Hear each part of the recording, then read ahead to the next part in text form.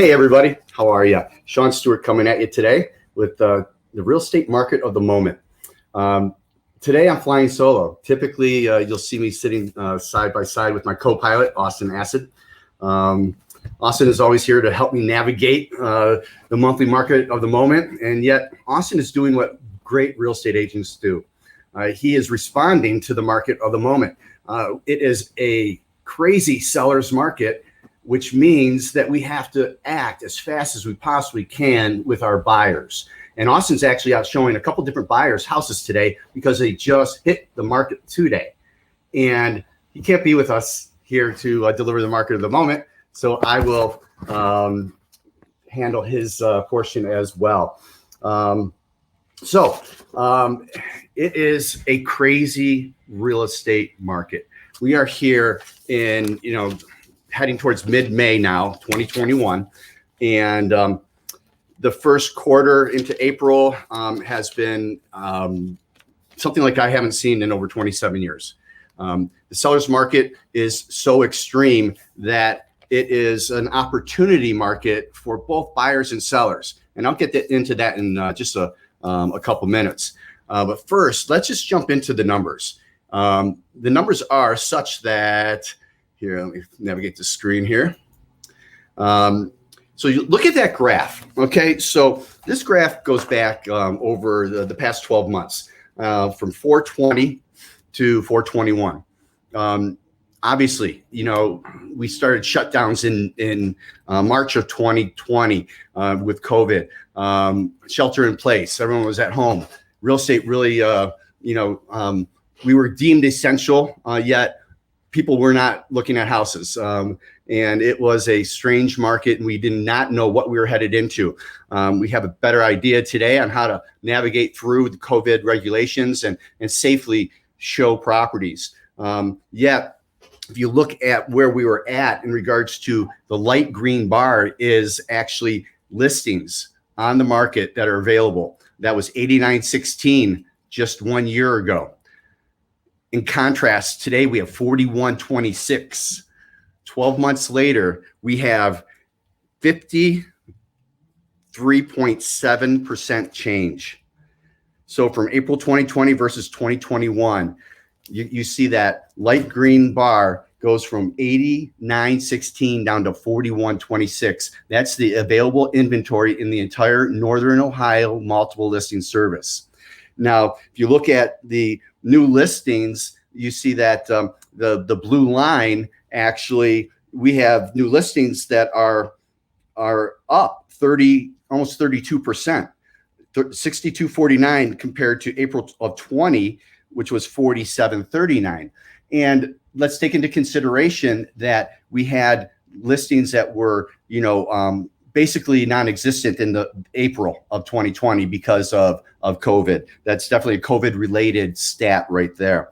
But if you're looking at the solds, now that is the dark blue line, or I'm sorry, dark green. And if you're looking at the pendage, which is the red line on the graph. So the dark green bar, which is the solds, we're up almost 11% month over month a year ago. And that gives us an plus 445 more properties that have sold in that month of April 21 compared to a year ago.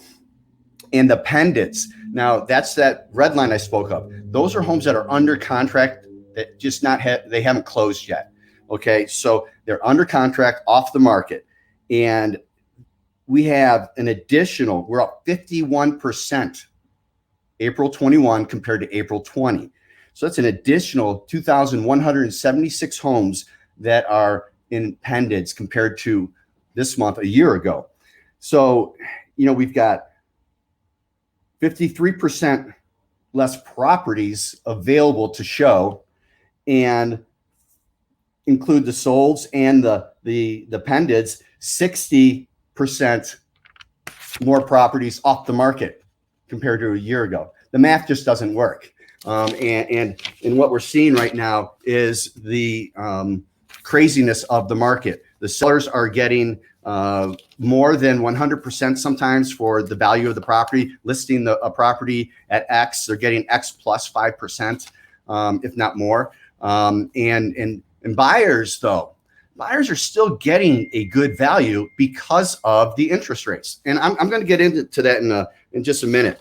You know, if you consider there's about 50% of the population in Cuyahoga County rents a property, 50%, which astounded me. Yet it's a stat I read today. And if 50% are renting, the average rent in our area is $1,500. Okay. So if you take what the average now interest rate, the average interest rate is at 2.75 or under 2.795 is what I have. And if you took out a $200,000 loan with good credit, you are going to have an average monthly payment of $843. Plus, you'll have to add on the principal, taxes and insurance. Okay, but your principal is $843. Compare that to $1,500 in rent that you're giving away to somebody else every single month, not building any equity at all. So it's an incredible time for buyers to jump in the market and sellers. Let me show you this next slide. All right. This is where I usually have my help from Austin here. So I'm going to navigate and we're going to go look at this. The average, let's concentrate on the average solds. All right. That's that red line. That red line is jumped up to 205. Now you could go back all the way to the heat of the summer in June and July and August of last year, and we reached up to 203. Well, we're only here in April. The spring has just started, and the average sold price has jumped to $205,000. All right. And the average for sale, which is the listing price, is the highest it's ever been, $307,000. Now, sellers have more equity built into their home right now than ever before because of the rise in appreciation of properties. And the properties continue to rise, and they will continue to rise. So right now is the time to get into the market for a buyer. It's going to cost you more money the longer you sit on the sidelines. Interest rates are really, really good, under 3%. They'll probably go up. You know, they're not going to get any better. Put it that way. And it's also a great time for sellers because buyers are paying a premium for your property. So you've got the average for sale at 307 and the average sold at 205. All right, let's move on over to the average price per square foot. Now, if you're paying attention to anything, you know prices are going up on just about every commodity. We have lumber pricing is at an all-time high. Builders are really struggling in regards to building new construction houses because the average house of approximately 2,500 square feet costs almost $40,000 more today because of the rough lumber package cost. So the value is in buying resale. Don't get me wrong. There are some good values in the new construction arena. However, there is a great value in the resale area. So you're getting $119 on average, $119 a square foot for your house. Now, some are, you know, I see a lot of areas where you're getting $150 to $200 a square foot. And some that, you know, obviously you're getting less. This is an average. It's not always the best gauge to say, all right, I have a, 2,000 square foot home. Let's multiply that by $119 a square foot and X, that's my price, or that's what my house is worth. That's not really how this math works. However, it's still a gauge, almost like a zestimate is not really reality of what your property is worth. Sometimes that is wrong in regards to on the high end. Sometimes it's wrong, in regards to the low end, and it can fluctuate either way. 20%. Well, this is similar to that. So let me move on, and we are going to jump over to average days on market and the sale price to original list price ratio. Now, because of the supply and demand, the demand is so high and supply is so low, you're seeing that the average, that 100 that you see at the end of the green line there, that is sale price to list price ratio. The average was at 100%. So if you list the house at $250,000, you're getting $250,000. Again, that's average. The average market time has gone down to 46 days on the market. And if I look at what's happened in May, it's actually gone down to 34 days. So we're trending down. Now, that's because we've got houses that go on the market and they're sold. They have 6, 7, 8, 10 offers on them within 12 to 24 hours. We have other houses that are going to sit longer on the market because they're doing their best to maximize their equity and sell their home for the most money that they possibly can. And quite possibly they've overpriced their property and may have to come down to the market because the market isn't coming up to them as fast as they would hope it would. But so we do have an average of 46 days. And I'm going to make a point of focus on this because so many people say, well, if I put my house on the market, I'm going to sell it in 2 days. And, what am I going to buy?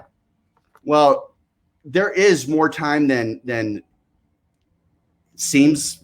If you're looking at social media, if you're looking at, listening to the stories, everyone's talking about the house that sold in 12 hours. Everyone's talking about the house that sold in 24 hours.